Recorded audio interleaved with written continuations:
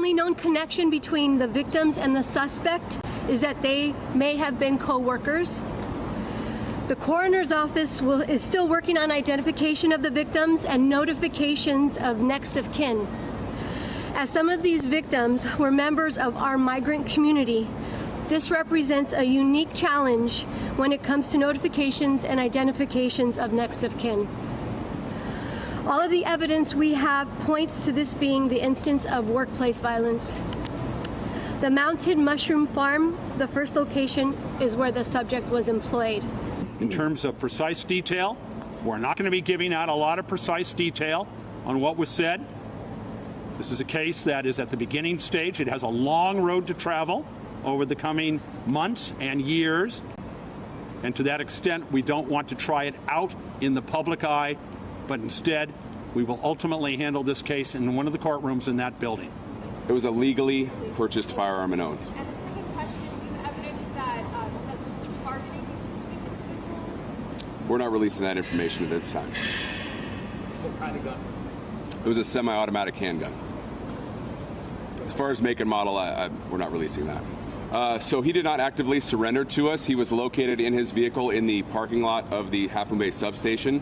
One of our deputies located the vehicle there and recognized it from the information we had from the scene. At that point, he started giving the subject commands. The subject was still seated in the vehicle.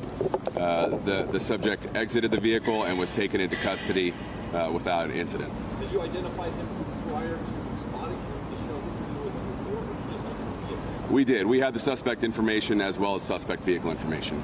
So it's our understanding that he's been cooperating with the investigation and giving you information.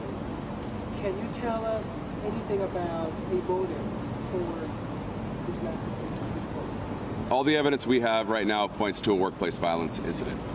Workplace violence? Yes. What was the episode about? We're not releasing that information this time.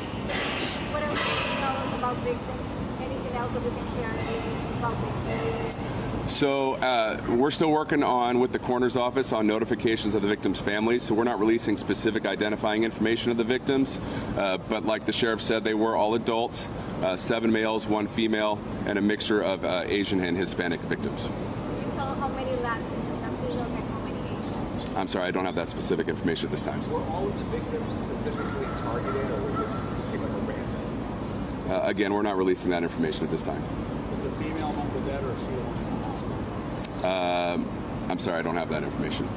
Can you tell us if, you know, a little bit about his background, anything that would have given you any kind of information that he would actually do? Does he have any prior convictions or has been charged with anything in the past? So as far as his criminal history, we're not releasing that information. I will say that there were no specific indicators that would have led us to believe that he was capable of something like this, and he was not known to us or to have any sort of, again, indicators that may have led us to believe that this is something he might have done.